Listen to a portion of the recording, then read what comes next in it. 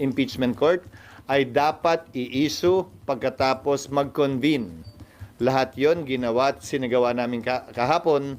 Pero siyempre, kailangan nun ng kaakibat ng mga written orders din. Yun yung hawak nyo ngayon. Sir, anong masasabi dito sa mga nagsasabing in limbo na daw yung impeachment, unconstitutional, baseless, illegal, ang mga ginawa ninyo kagabi? Karapatan ni Numan ang magpahayag ng kanilang opinyon. Ginagalang ko yon.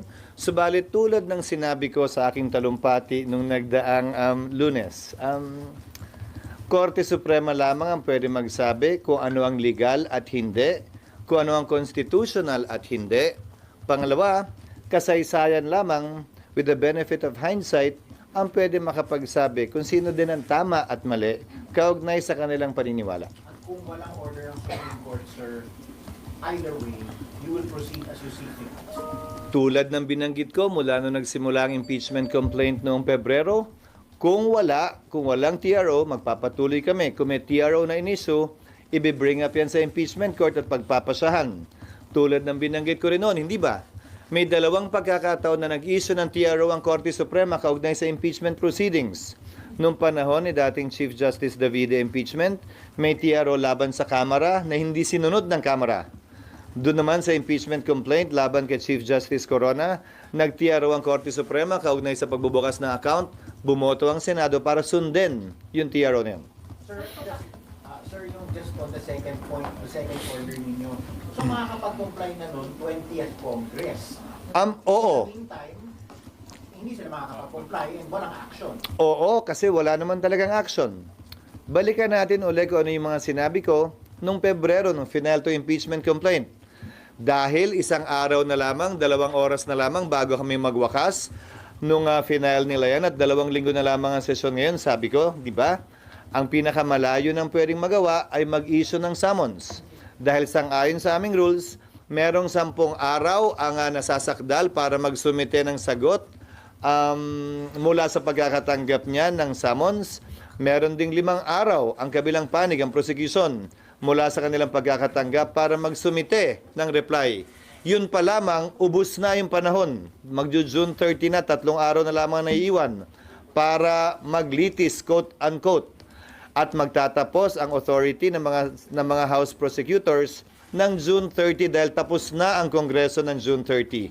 So walang naaksayang panahon dahil nagawa namin lahat ng tinakdang gawin sa ilalim ng 19th Congress.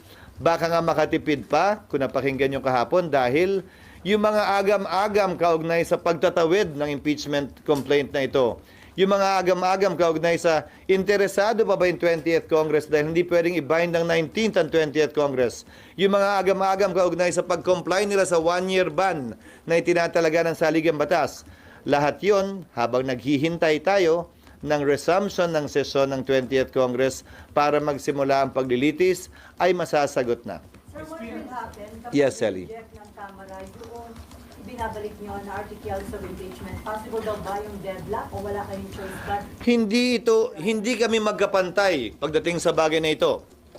Hindi ito House at Senate kung saan co-equal ang mga ahensyang yan.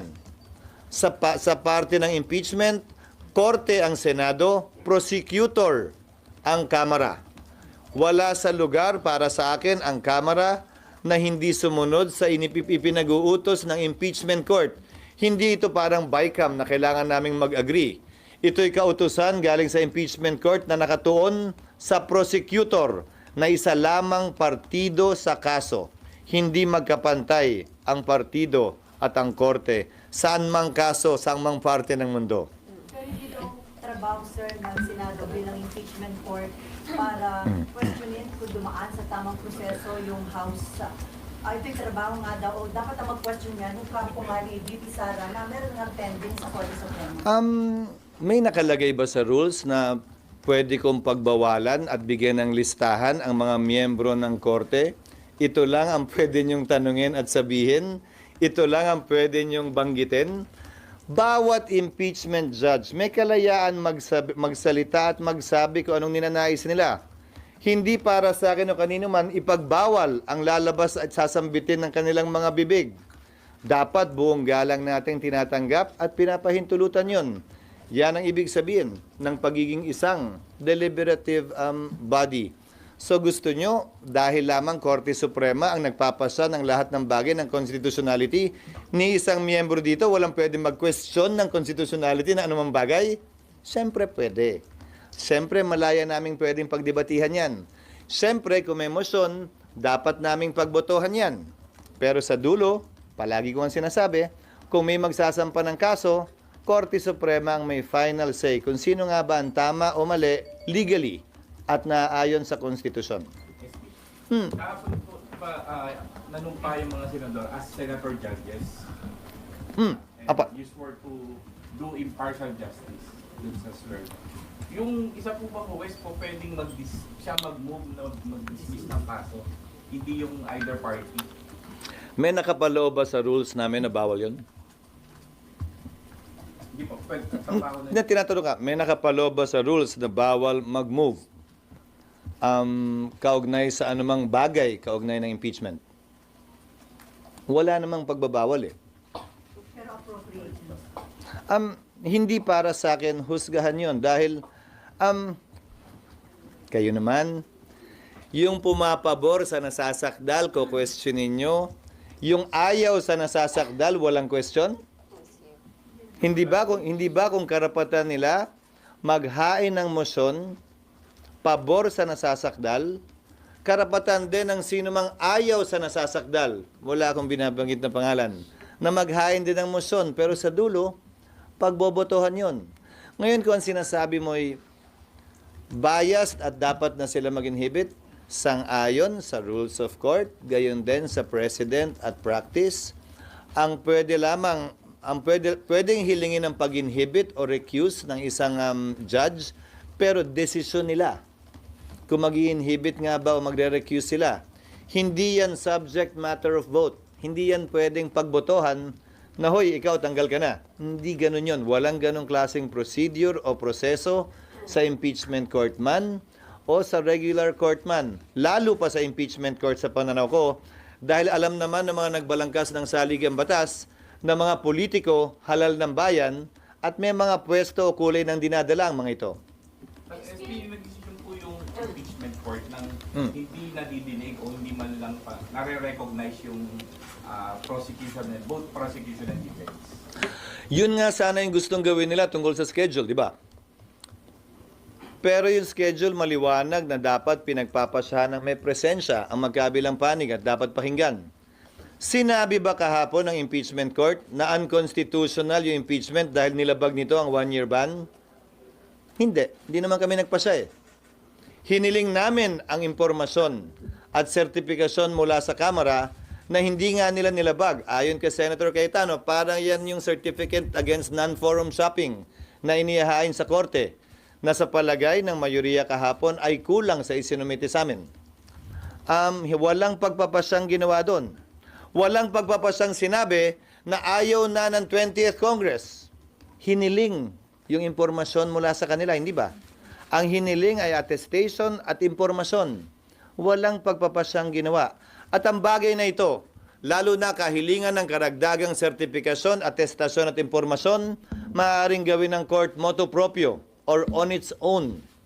Pero, gayunpaman, dun sa mga hindi sang-ayon, malaya po silang pwedeng questionin ito either sa impeachment court o sa Korte Suprema kung sa palagay nila may nilabag na batas ang impeachment court sa kabila ng maliwanag na probisyon ng saligang batas na nagsasabing the Senate shall have the sole power to try and decide impeachment cases.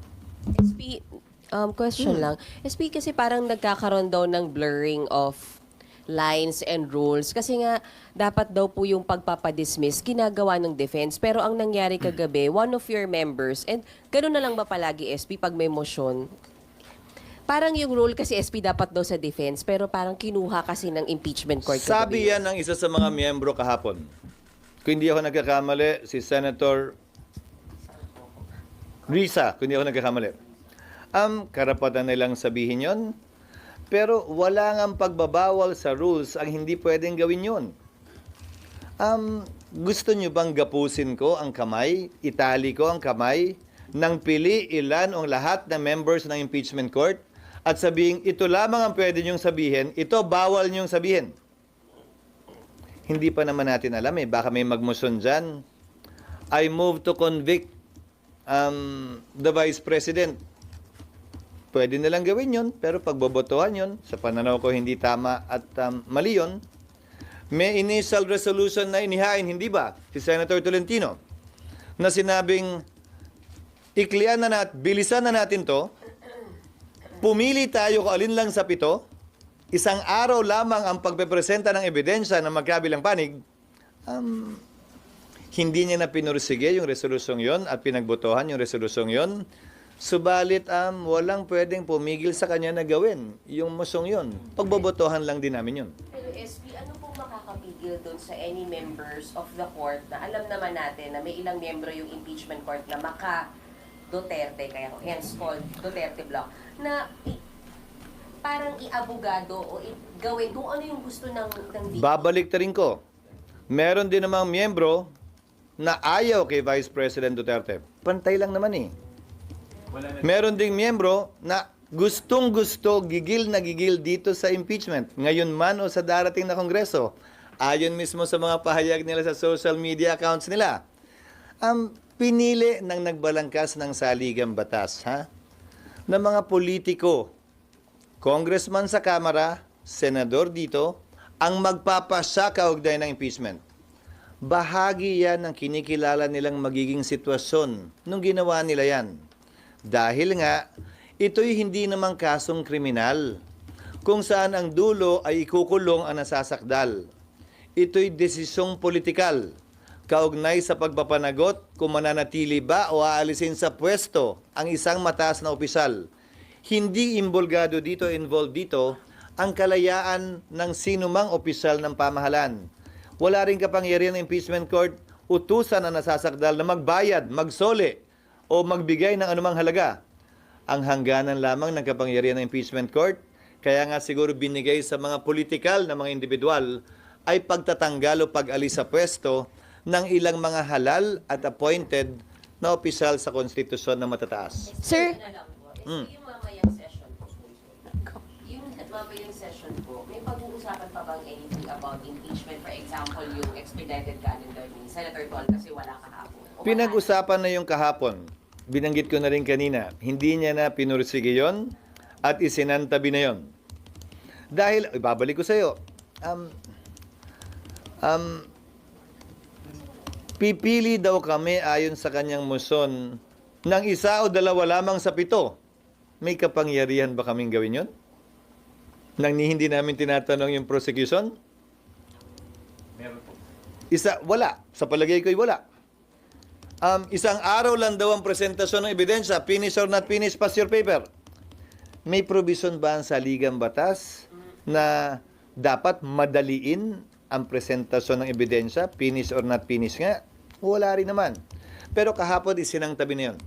Pero yung mga ganong uri ng kahilingan, malayang pwedeng gawin yun ng sino mang senator judge. Sa dulo, kung ipupursige niya at may nag-o-object, pagbobotohan palagi yun. SP, Hannah po from BNC. Right here at the back.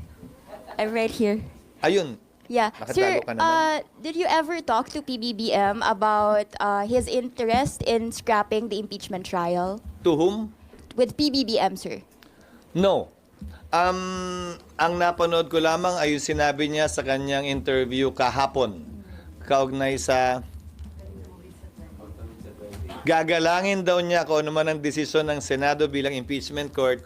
Kaugnay sa issue, yun yata ang tanong sa kanya kung tatawid ito sa 20th Congress o hindi. Sinabi ko na sa impeachment court at sa Senado ang aking pananaw kaugnay dyan. Yes, na yan and- ay tatawid. Yes, and you share the same sentiment na tatawid sa 20th Congress. Tama po, sir. Depends on how you put it. I share his or he shares mine. Okay. Kasi Sir, parang nauna yata ako nagsalita kaugnay niyan. Okay, sir, there's a political source that said you have a private conversation with PBBM saying he expressed his concerns about the political effects of the impeachment trial.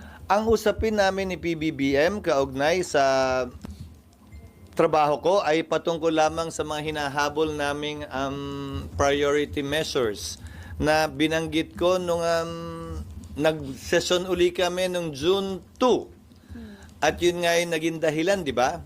Inamin ko naman yun, nag-usap, nagkita, at pinag-usapan yung mga panukalang batas para mahabol bago mag-adjourn ng session.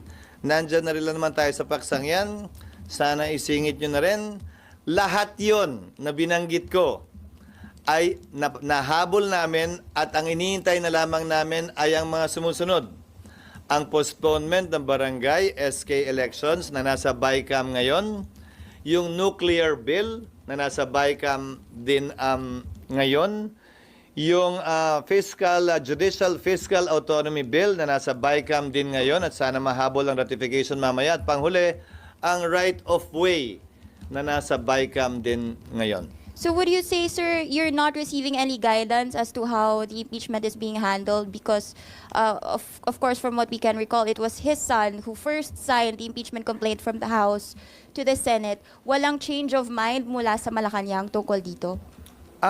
Hindi ko alam dahil hindi naman ako ang tagapagsalita ng Malacanang para alamin kung nagbago nga ba yun o hindi. So, Ang napanood ko lamang ay yung sinabi ng Pangulo na hindi naman daw talaga siya sang-ayon sa impeachment. Sa interview niya ilang linggo ang nakakaraan. Kay Congressman Sandro, nag-uusap kami, nagte-text kami, pero tungkol din doon sa mga panukalang batas na hinahabol namin itong mga huling araw ng sesyon. Sir, papatanong, ano daw yung explanation ng boto nyo? Ba't bumoto kayo in favor dun sa motion to remand o to return? Pinapaliwanag ko na ilang ulit. Yung posisyon ko, hindi ba, nasa talumpati ko yun nung Lunes.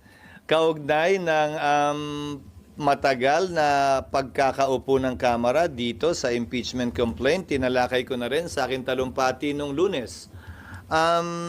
Kung tatawid nga ba ito o hindi, at na hindi pwedeng i-bind ng 19th House and 20th House, tulad ng hindi pwedeng i-bind ng 19th Senate and 20th Senate. Kaya kinakailangan i-confirm, i-reaffirm ng Kamara at ng Senado ang lahat ng pinagpapasyahan ngayon ng Kamara din at ng Senado. Nabanggit ko na lahat yan nung Lunes, nung nagtalumpati ako, nung pinagdebatihan ng ilang bagay kaugnay sa impeachment. Kaya minabuti kong hindi na ulitin pa muli yun dahil court of record ang impeachment court. Of record din, may journal ang Senate. Nakalagay din yun sa talaan. Hindi ako nagtuturo kung sino. Sila yung nangagaw ng mic sa'yo. Sir, clarification lang po. Sa pagbalik ng articles of impeachment sa House, yung jurisdiction nasaan na? Meron pa po bang jurisdiction ng impeachment court or bumalik sa kanila? Walang nagsabing na wala ng jurisdiction. Pakibasa po yung motion ni Alan. Pakibasa po yung, siguro hindi rin panawagan ko dun sa 5 kasamahan naming dakdak pa rin ang dakdak sa dismissal. Nakalagay doon, without dismissing, without terminating. So, the impeachment court retains its jurisdiction, to my mind. That's why we issued summons. How can we issue summons if we do not have jurisdiction? And remember, the order issuing summons came after the vote. I think this is quite clear, even to young lawyers or young law students. Sir, mismo nagsabi na practically dismissed na yun. Ulitin ko, kada individual na miyembro, nakita niyo naman kahapon, kahit nakalagay, without dismissing, without terminating, yung mga bumoto laban doon, ang tingin pa rin, dismiss. So kung ang tingin naman sa kabila ay hindi, again, hindi makokontrol ng presiding officer yung pananaw ng bawat isa. Dahil each senator judge is free to discuss and talk about what they want to talk about. That is especially true when it comes to trial. Malaya silang pwede magsalita, magtanong, magbigay ng manifestasyon, dagdag dun sa mga tanong at manifestasyon ng mga abogado ng magkabilang partido. Sir? Status po ng impeachment court now, yung status po niya, it's not on hold.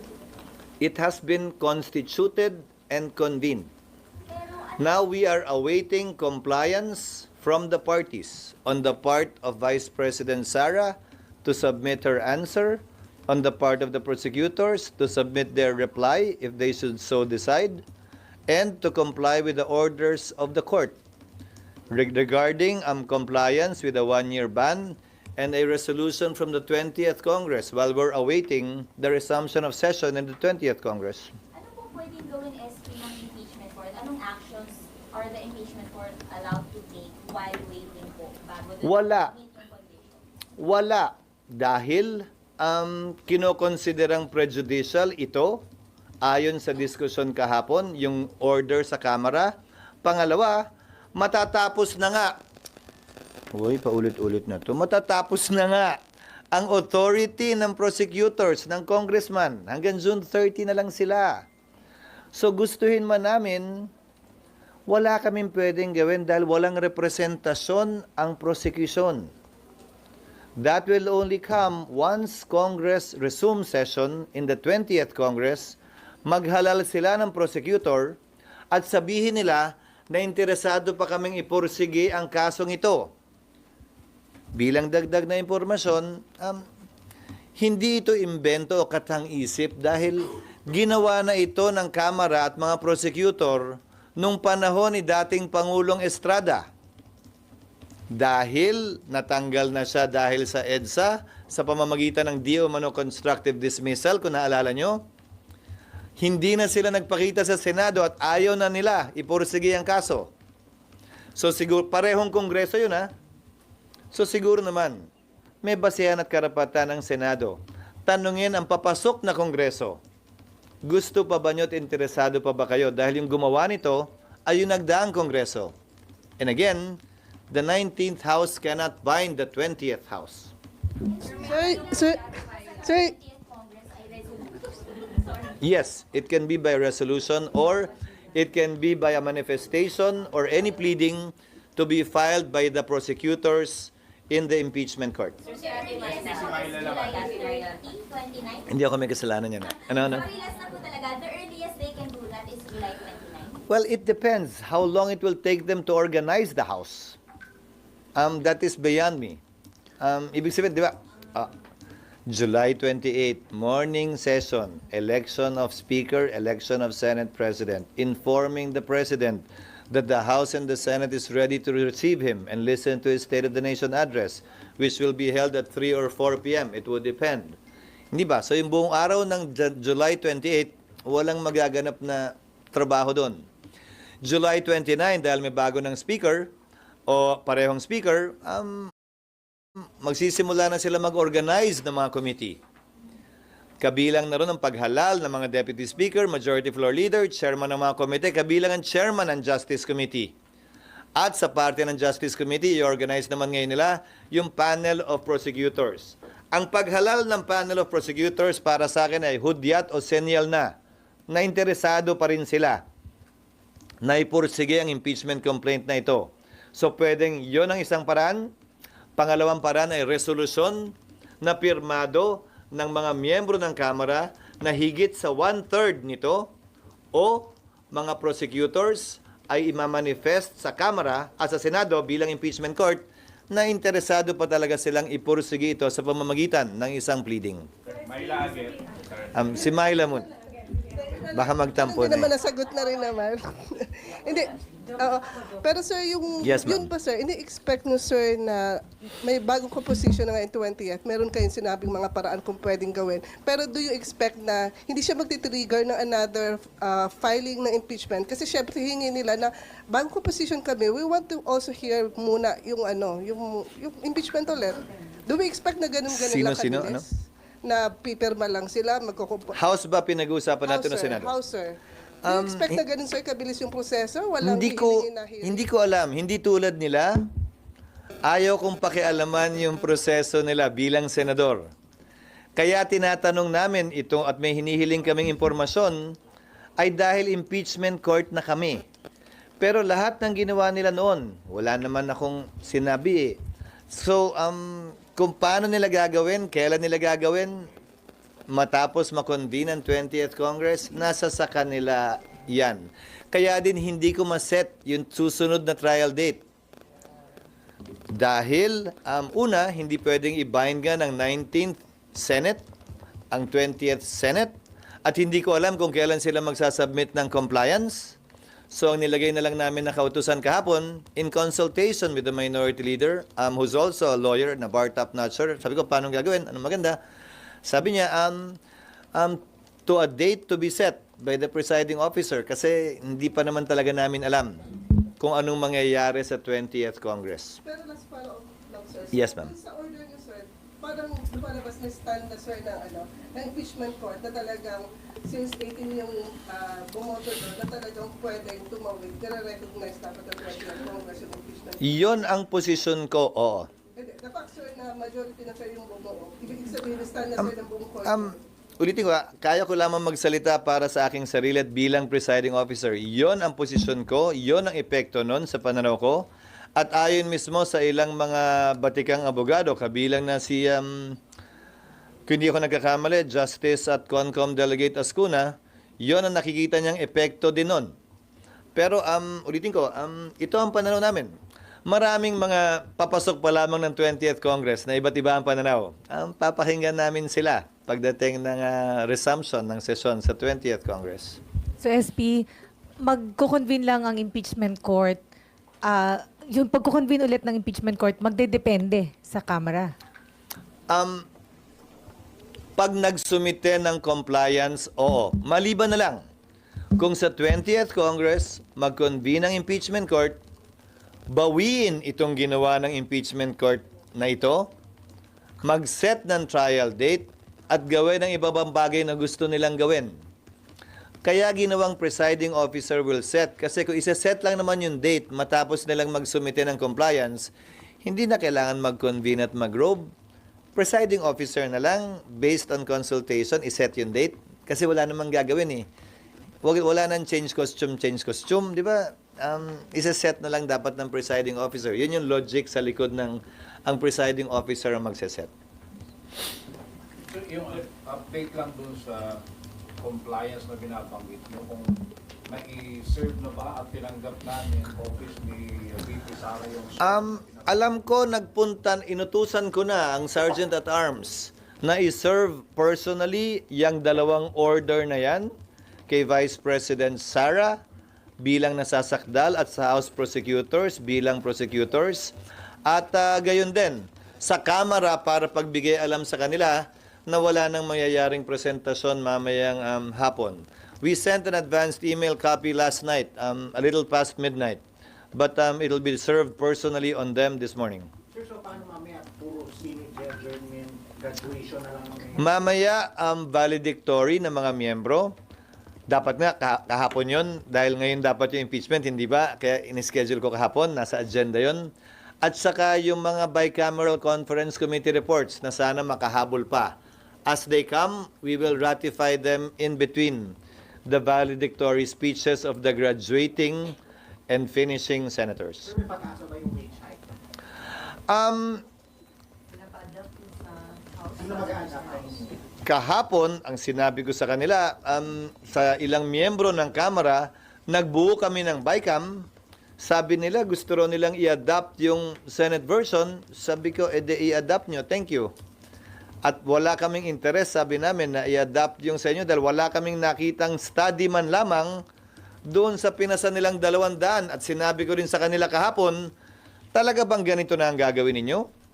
Yung impeachment, pinadala nyo, huling araw na lang ng sesyon namin. Ito, ganun din, huling mga araw ng sesyon namin. Tapos, ayan na naman kayo, mamadaliin nyo na naman kami na parang kami ang may kasalanan. Pinasa namin tong wage hike na 100 pesos January o February 2024. Mahigit isang taon nilang inupuan ito. Tapos bigla ngayon sila yung gigil na gigil at nagmamadali. May proseso kung talagang gusto nilang i-adapt yung version ng Senado. Simpleng motion yan sa plenaryo ng Kamara. At hindi na kailangan ng BICAM. Ang problema ng mga miyembro ng BICAM, pati ako personally, hindi ko alam kung saan nila hinugot ito. At at sa parte ng Senado, ni walang pagdinig na ginawa kaugnay sa ganito kataas na halaga. So, walang nangyayaring BICAM? You refused na mag-BICAM? It's not that I refuse.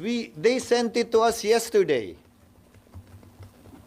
Nag-form kami ng BICAM kagabi dahil may impeachment kami.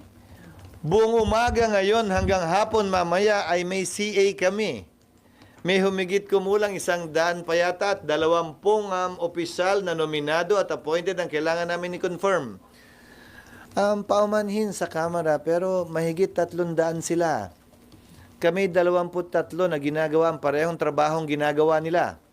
So hanggat maaari sana, mas bigyan nila kami ng mahabang panahon dahil sila ay mas marami naman na nagtatrabaho sa parehong proseso ng legislasyon. SB, may info kayo kung available ang House ni adopting Senate version. Yun ang sinabi nila sa akin kahapon. Pero gusto pa rin nila mag-bycam kaya hindi ko maunawaan. Bakit magba-bycam kung... ibig sabihin, hindi sila sang-ayon. Again, akala ko ba sang-ayon sila? So, sino ba talagang nagdidikta at nagkukumpas at nagsasabi ng posisyon? O so kung sinasabi mong hinahagil sa ganyan, ibig sabihin, wala silang balak i-adapt yun. So kapag hindi na-adapt, malabo na sir. Wala kaming oras para gawin yun. Ulitin ko ayan na naman eh. Bakit ba kung kailan huli, biglang sasabihin, dinedelay namin at wala kaming oras para i-adapt yun, kapapadala lang nila. Kung pinadala sana nila, bago kami nag-adjourn noon pa, mas madali-daling pag-usapan yan at mapag-aralan. Mahirap kasi, minsan, kung ang intensyon ay hindi lang naman talaga magpasa ng makabuluhang batas, pero magpaasa ng walang pag-aaral sa mga sensitibong bagay na maaaring makaapekto sa ating ekonomiya, na siguro naman dapat nalalaman nila yan bilang mature dapat na mga leader ng ating bansa. SP, sorry. Yung certification po ba of non-forum shopping, is that a requirement po? Para In the rules of court, it is.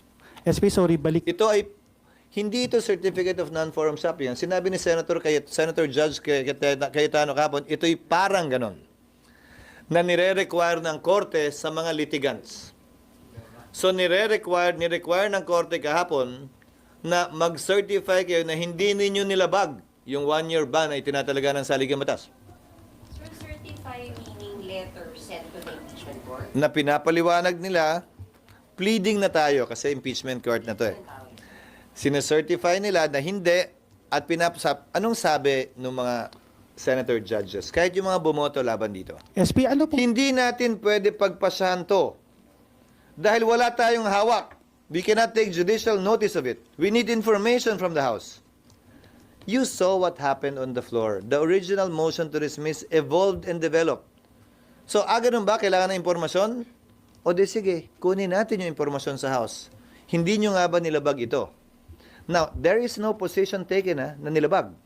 Contrary to what some of the members are saying, that we decided on this, that we cannot say it's unconstitutional. We're not saying it's unconstitutional. In fact, we're asking them. And the information will come in the form of pleading. Yes. Yes, a compliance. Pero yung communication that they will pursue resolution. It can all... Ulitin ko, ayokong diktahan. Pero, hindi, ayokong diktahan. Pero magpapasa sila ng resolusyon at i-quote at ito'y opinion ko bilang abogado, hindi ko sila dinidiktahan. Sa tingin ko, ang dapat nilang gawin, magpasa sila ng resolusyon at yung resolusyon yon ipaloob nila sa isang compliance na pleading na isasubmit nila sa impeachment court. Hindi nila isusumite yung resolusyon mismo sa impeachment court. Ulitin ko impeachment court na tayo. Lahat ng mga submission, ang tawag ay pleading, may title, may case number. So, hindi yung ordinaryong resolution ipapastamp receive lang. Everything should be coursed through a pleading already once it pertains to the court. SP, that would have been determined and discussed during the trial proper. Which one? Yun, kung meron bang violation dun sa 1-year ban. Certification. I-discuss, hindi, compliance lang yun. Natupad na nila yun kung magsumiti sila. Ngayon, kung may senator judge na magtatanong, kaugnay nun, pagdating ng 20th Congress, hindi ko na kayang i-predict yun. Pero nag-comply na sila, baka naman tapos na yun doon. Di ba? Sir, question. Sandali lang, please. Sir, sorry. Speaking of the pleading, sir, ano naman po yung pananaw niyo, sir, good morning, doon sa mga nagsasabi po na nakaka-delay daw po itong naging pag-return kasi nagdadagdag po ng pleadings, humahaba po yung proseso sana na ginugugol na lang po dapat for the trial, sir. For the nth time. For the nth time, the most we could do during the 19th Congress, before Congress adjourns, and before the 19th Congress ends, is to issue summons. We've done that. And okay, Itong paghingi namin ng impormasyon, dagdag na trabaho siguro sa prosecution, pero ano naman ngayon, akala ko ba gigil na gigil sila dito? Ito yung trabaho nila. Pero, paano makakadelay? Wala naman pwedeng mangyari. In fact, mapapabilis pa dahil habang nakareses kami, habang walang trial, habang hindi pa pumapasok ang ika-20 Kongreso, ay magagawa na nila to at mapaghahandaan. Dahil baka mamaya, si Senator Bato ay bahagi pa rin, si Senator Cayetano ay bahagi pa rin ng 20th Congress. Kung hindi namin to ginawa ngayon, paano pag ginawa nila yan pagpasok ng 20th Congress Impeachment Court? Doon pala magsisimula yan? Hindi ba magandang nasimulan na yan ngayon at baka matapos na rin yan ngayon at matuldo ka na ngayon? So, asan yung delay? Ulitin ko isa lamang ang pwede naming magawa, mag-issue ng summons. Nagawa namin yun. May dagdag pa nga eh. At saka, isa pa, dapat ngayong araw yung namin gagawin yun, di ba? Di ba dapat ngayong araw namin gagawin yung pag-convene, pag-issue ng summons, ngayong araw namin gagawin, lahat to. Nagawa na nga kahapon eh. May kasabihan tayo, yung bulag minsan mas madali pang makakita kaysa sa nagbubulag-bulagan. At yung bingi mas madali pang makarinig kaysa sa nagbibingi-bingihan. Klaro ang ginawa ng Senado nitong mga nagdaang araw. Binabanggit nyo, diba? Tungkol sa bulag o... Kung hindi nga gusto yun ng impeachment court ng 20th Congress, and yet the impeachment court of the 19th Congress, tinalo yun na yung kamay ng impeachment Hindi. court ng 20th Congress. Paano kung gusto rin nila yun? Paano kung ayaw? Pagpapasahan nyo ng 20th Congress, hindi namin sila pwedeng itali. Ulitin ko pag sinabi ng 20th Congress, kunwari, ayaw magsumite ng Kamara nung hinihiling na resolusyon. Ayaw. Pagdating na impeachment court ng 20th Congress, sasabihin nila, hindi naman talaga kailangan yan. I move na magpatuloy tayo ng kahit hindi tayo pinansin, kahit hindi tayo sinunod, kahit hindi ginalang. Yung impeachment court. Pagbabotohan namin. Kung sino may mayoryang boto, siya masusunod. Paano pag hindi namin ginawa to? At pagdating ng 20th Congress, tulad ng sinabi ko, nandun pa naman si Senator Judges Bato and Cayetano. Doon pa lang nila ginawa to. Pagbobotohan, kung manalo, iintayin namin uli. Hindi ba nakatipid nga ng oras na ngayon, naitanong na lahat to, naipukol na lahat to, mabibigyan na sila ng pagkakataon na masolusyonan at maresolbahan ito bago pa man at habang naghihintay kami ng 20th Congress. Is it also possible na yung impeachment Alam kong court... patapos na to pag papunta na tayo sa building eh. Pero Wala pa, parang sir. wala pa Mamaya. tayo. Mamaya po. Huwag kang magalala, hindi tayo abot dun sa pangilan.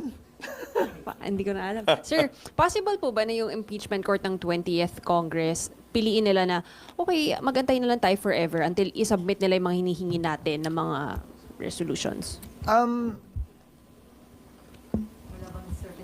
Hindi ko, again, in the realm of possibilities, everything is possible. A hypothetical question like that is possible, but please don't quote me na mangyayari yun.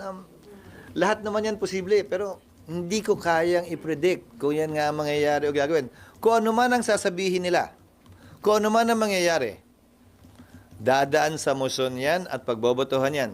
Hindi ba yan ang palagi kong sinasabi? At least nakita nyo, sa Senado man o sa impeachment court, na lahat yon dadaan sa botohan. Nung una, hindi ba may agam-agam kayo? So pwede bang pagbotohan na hindi sumunod sa saligang batas? Wala namang ganung boto, hindi ba? Pero anumang motion, anumang kahilingan at kagustuhan, pagbobotohan. Kahit na nung sa kaso na sa sitwasyon ni Senator Risa, nag-move, hindi ba, para sumumpa ang impeachment court judges, si Senator Pimentel. Tumayo si Senator Ontiveros, hindi pwedeng pagbotohan to. Nag-move yung minority leader niya. Sabi niya, lahat to pinagbobotohan. Lahat to'y dadaan sa botohan. Everything must be settled through a vote because we are a collegial and deliberative body. Sir, may precedent ba yung pag-remand? Kasi yung sinasabi ni Senator Lisa Caco, it's never found in the rules, wala yung ganyan, walang wording na return. Pero may Pang-apat na impeachment complaint lamang ito na natuloy sa Senado. Hindi ganun kayaman ang President's kaugnay nito. But Senator Ontiveros should remember that the impeachment court is sui generis. We are a class of its own. The impeachment court is a class of its own.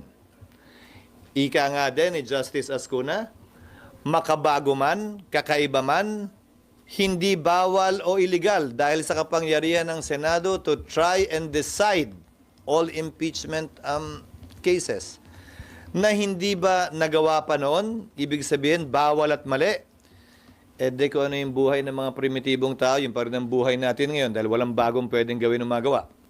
Ngayon kung sa pananaw at palagay niya ay illegal yan, ginagalang ko ang kanyang karapatan na questionin ito sa Korte Suprema. At anumang kautusan ng Korte Suprema bilang abogado, ako'y tatalima doon. Sir, yung bang naging result ng botohan kagabi, preview na ba yun ng posibleng maging botohan pagdating doon sa impeachment case? Hindi ako nakahandang sabihin yun. Dahil ang pinagbotohan namin ay yung motion lamang ni Senator Cayetano at hindi tungkol, Senator Cayetano Alan, dalawa nga pala, at hindi yung kung guilty or not guilty, kung may ginawa bang mali o wala ang nasasakdal. Malayo at hindi pa tayo daarting doon. Sir? Yung nasettle daw kagabi, hindi lang yung motion ni Senator Alan. Pero yung botohan sa Senate leadership in the 20th Congress. Hindi ko rin nakikita yon dahil yung bumoto laban at pabor sa motion kahapon ay mega graduate at hindi naman naabot ng 20th Congress. So, tumawid sa magkabilang panig ng motion yon. So, hindi ko rin nakikitang hindi ko rin nakikitang sumasalamin yon sa magiging botohan sa pagpili ng Senate President. So, sir, ang sitwasyon ngayon, nandun yung uncertainty kung magkakaroon pa ng impeachment trial. Sino? Ulitin ko. Yung bulag, mas madaling makakita sa nagbubulag-bulagan. Nag-issue na kami ng summons, inihintay namin kung may duda pa sa talinlangan. Wala na siguro ako masasabi para pawiin yung duda at pag-aalang-alang na yun. Kailangan na lamang niyang gawin ay intent. Sa lahat ng ingay, sa lahat ng panahon na ginugol, kaugnay sa isyong ito, tumalima at ginawa naman namin kung ano yung sinabi namin gagawin namin. Na antala man ng ilang araw o ilang oras sa dulo, wala namang epektong masama sa magkabilang panig ng impeachment process na ito. Walang nasaktan, walang nabenepisyohan. Siguro ko magandang pamantayan kung patas nga ba, kung tumatalima nga ba sa hustisya ang gawain ng isang korte, partikular ang impeachment court, ay kung ang magkabilang panig ay may rason para sumaya, may rason para malungkot. Hindi yung isang panig lang yung palaging masaya o malungkot. Ganyan naman kasi talaga ang paglilitis. Kung sino ang tama, kung ano ang tama sa aming pananaw at legal, yon ang dapat katigan ng korte. Sino man ang mapaboran, sino man ang masaktan o matamaan. Someone was raising his... Yes, sir. Sir, susugan ko lang yun, sir. With the recent development sa impeachment trial, kayo as a presiding officer, masaya ba kayo doon sa naging resulta dito sa opening salvo na ito? Confident ba kayo na if ever questionin ito, yung legality nito ay tatayo at kayang panindigan ng impeachment court? Una, hindi ako masaya dahil hindi pala ako pwedeng mag-bathroom break dahil hindi pala pwedeng umupo ang pro tem. Wala nga palang pro tem sa impeachment court. Wag naman diaper, grabe ka naman. Pwede namang mag-suspend lang sandali. Hindi ako masaya o malungkot para sa akin. Nagawa namin yung aming trabaho ng matiwasay, maayos at susog sang-ayon sa proseso. Bagaman mataas ang emosyon, nalampasan pa rin namin yon. tulad ng mga nagdaang mga issue na nalampasan din naman ng Senado na mataas din ang emosyon. Umaasa ko na magpapatuloy yon. Bagaman magkakaiba kami ng pananaw, bagaman hindi kami nagkakasundo sa marami o sa ilan o sa isang bagay, lahat yun ay napag-uusapan at sa dulo, pinagbobotohan. Natuwa din ako dahil ginalang ng bawat miyembro ang posisyon ng kada miyembro din, bagaman kabaliktaran yun ng kanyang paniniwala mula sa dibdib niya at kaibuturan ng kanyang puso. Ginalang pa rin yan. Ika nga ni Voltaire, hindi ba? I may not agree with what you are saying, but I will always defend to the death. You're right to say it. SP, kasama kayo doon sa tatawid sa 20th Congress.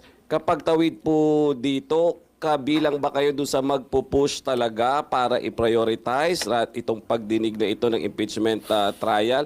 And then, mayroon ba tayong tinitingnan na timetable po pagdating dito? Thank you. Ang nasa isip ko, subject to the approval of the court, hindi ba kung maalala nyo sa pag-uusap natin nun, para magawa pa rin ng Senado ang kanyang trabaho, mas pipiliin ko kung ako lamang, saga ng akin, pero subject to confirmation by the court in the 20th Congress, na umaga ang impeachment trial mula alas 8, wag na kayo magreklamo, sasabihin ko na nga, hanggang alas 2 o alas 3, para mas mahaba yung oras na magsama-sama tayo dito. Tapos, alas 3, sesyon ng Senado. Totoo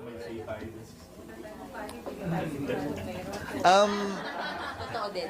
Thank you. Hindi, sinasabi ko lang, kung ako ang tatanungin, para magawa pa rin namin yung trabaho namin. Tandaan nyo, nagsisimula pa lamang ang kongreso nito. So, yung mga bill ay kailangan dinggin sa komite bago makarating sa plenaryo. Sa totoo lang, mas importante ang komite sa mga unang linggo at buwan ng Senado dahil wala namang makakarating sa plenaryo kung walang komite na nagpa-function. Pero hindi naman pwede na hindi kami pumukpok ng martilyo o ng gavel para i-convene ang sesyon. So sa hapon, habang nagsesesyon, i-authorize namin ng mga komite na magkaroon ng pagdinig para may ma-churn out, may mailabas ng mga resolusyon at panukalang batas ang mga komite na pwedeng pag-usapan sa plenaryo. SP, sorry na talaga from my part. Masagot lahat ng summons. Promise ha. Apo. Sir, masagot lahat ng summons ng process tsaka ng defense on June 26. Tapos mabigay yung attestation. Pwede kayong mag-trial o hindi? O hihintayin talaga yung reso from the 20th? Dalawa yung hiniling. Wala talaga na trial. Hindi lang, nagustuhan niyo ba yung suot nilang mga robe kahapon? 3 araw na paglilitis. Sa totoo lang simula pa lang, tapos na agad eh. Magno-notice pa lang kami. Hindi kami sigurado kung tatalima sila sa mga period na yon. Halimbawa, sorry, nag-practice kasi ko noon eh. Receipt controls when the 10-day period will start. So, hindi naman porkit ngayon pinadala, ngayon di matatanggap. So, magbibilang na uli kayo? Hindi, pati yung reply ng prosecutors. Pati yung pagpapadala niya, paano pag pinadala sa post office na ginagawa minsan ng mga litigant yon? It is the date of mailing that controls. So, kailangan naming intayin yun na mangyari at dumating. So, hindi namin, tapos pag dumating man yun, bago kami mag-conduct ng trial, kailangan ngayon kami magbigay ng notice. Siyempre, may sapat ng panahon dapat para mabigyan sila ng impormasyon kung kailan nga ba ang paglilitis. Yun pa lamang ubus na. Kaya nga, mulat-mula, ang sabi ko, hanggang summons lang ang pwede naming i-issue. At yung trial mismo, sa 20th na yan. Ayaw nyo lang maniwala kasi sa akin noon eh. Sinabi ko na yan. Ngayon, naniniwala ka na. Nananampalataya ka na. SP, sabi niyo kasaysayan lang yung pwede mag-gusto. Do you think history will be kind to you at the night it comes? Again, pag sinabi kong kasaysayan lang ang pwede... Ano na? Kaya nga kasaysayan ang pwede makapagpasa, hindi ako eh. Tatanungin mo naman ako ngayon. Again, I say that history should be the judge of all of our actions because history will have the the future will have the benefit of hindsight. Mas malawak na ang pananaw. Ano mang bagay na tiningnan mo ng malapitan, ano mang bagay yan, kahit text ng telepono mo, hindi mo makikita at mababasa na maliwanag, hindi ba? Bigyan mo ng konting distansya, medyo mas maliwanag-liwanag mo na makikita. That for me is hindsight. That for me is history.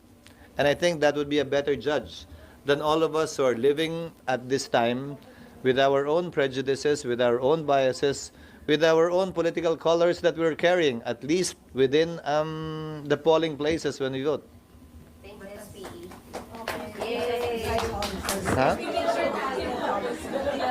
As what? As what?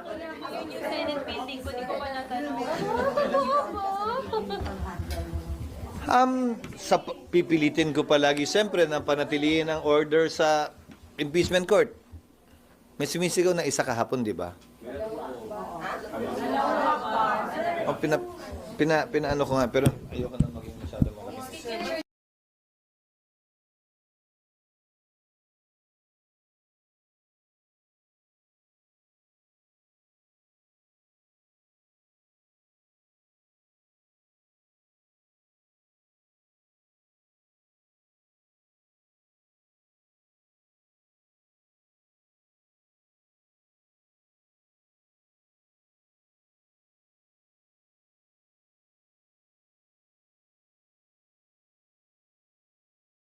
Politically charged na mga proseso, kabilang na ang impeachment.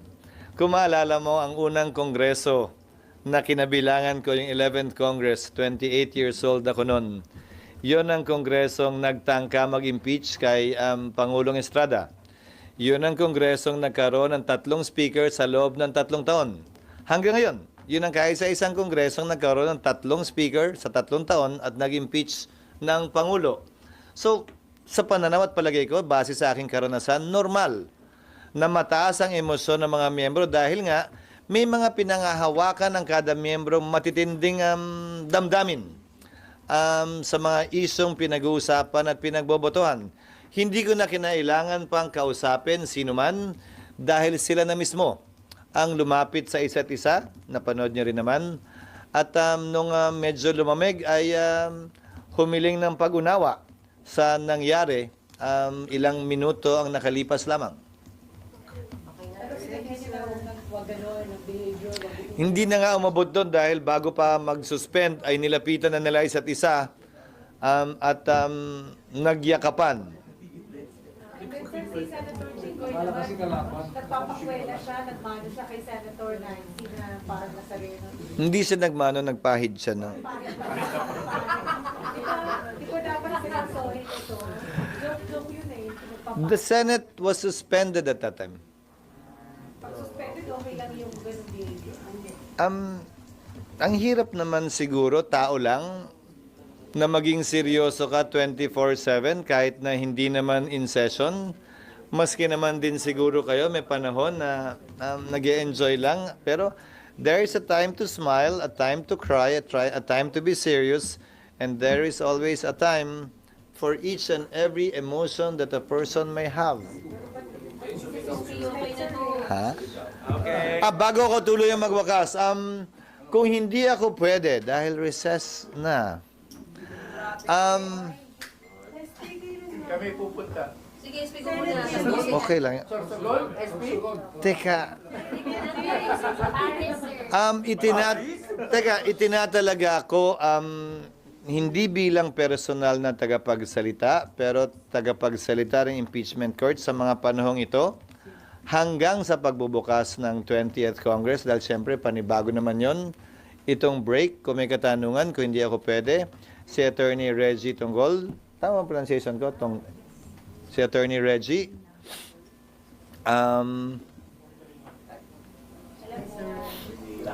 Good morning. para pwede ko na kayong hindi sagutin.